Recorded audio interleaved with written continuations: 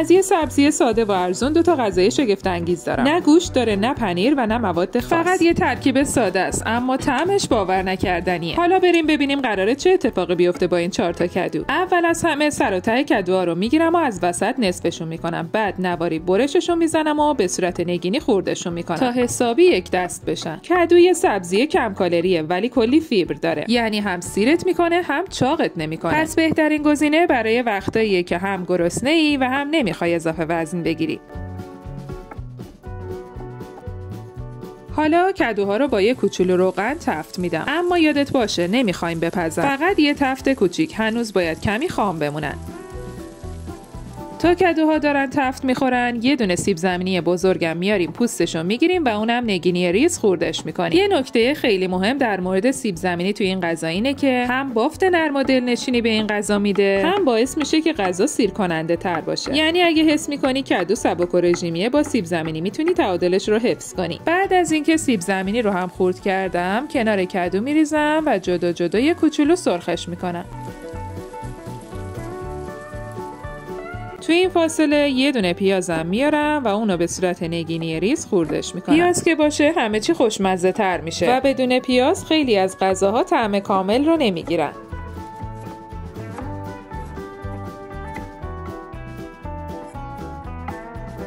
حالا بعد از اینکه پیاز رو هم خورد کردم، سیب زمینی و کدو رو با هم دیگه تفت میدم و یه گوشه هل میدم و پیازم کنارش میریزم و سرخ میکنم تا یه کمی سبک بشه. برای این غذای خوشمزه به 2 تا گوجه فرنگی نیاز دارم که اونم نگینی ریز خوردش میکنم. با اضافه کردن گوجه فرنگی به این غذا هم رنگ غذا، هم عطر غذا و هم طعم غذا بهتر میشه. یعنی یه جور لطافت و ترشی ملایم به غذا میده که طعمش رو بی‌نظیر میکنه. تازه گوجه فرنگی سرشار از لیکوپنه، یعنی آنتی اکسیدان قویه که برای پوست و قلب و حتی جلوگیری از خیلی سرطان‌ها مفیده.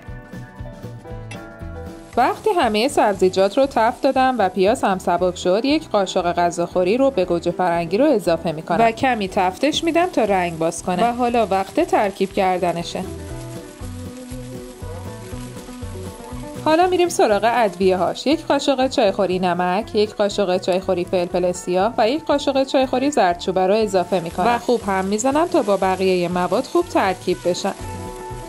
گوجه فرنگی رو هم که خورد کرده بودم تو این مرحله اضافه میکنم و کمی تفت میدم و بعد مقداری بهش آب اضافه میکنم و در قابلمه رو میذارم تا حدود 1 ساعت بپزه و مزه ها به خورده هم برن.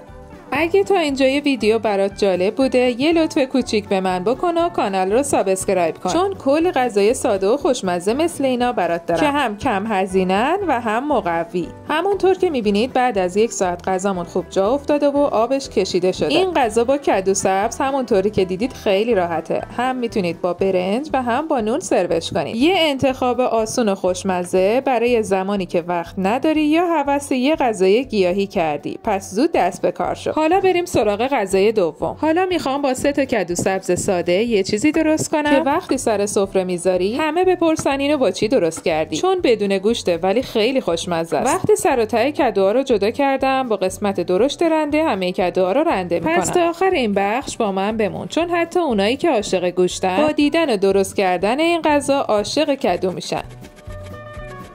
بعد از رنده کردن بهش 1 قاشق چایخوری نمک میزنم و 15 دقیقه کنار میذارم تا کدوها آب بندازن. تو این فاصله یه دونه پیاز بزرگم میارم و رنده میکنم و آبشو میگیرم.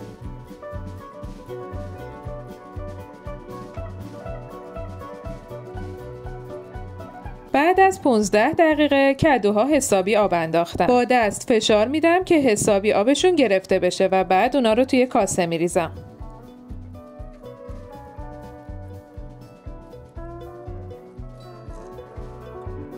حالا پیازی هم که آبشو گرفته بودم به کدوها اضافه میکنم. یه دونه تخم مرغم میشکنم و بهش اضافه میکنم. برای مزه‌دار شدنش هم 1 قاشق چایخوری نمک و 1 قاشق چایخوری فلفل سیاه میریزم و نصف لیوان آرد سفید رو هم اضافه میکنم که باعث منسجم شدن موادم میشه. حالا همه مواد خوب هم میزنم تا با هم ترکیب بشن.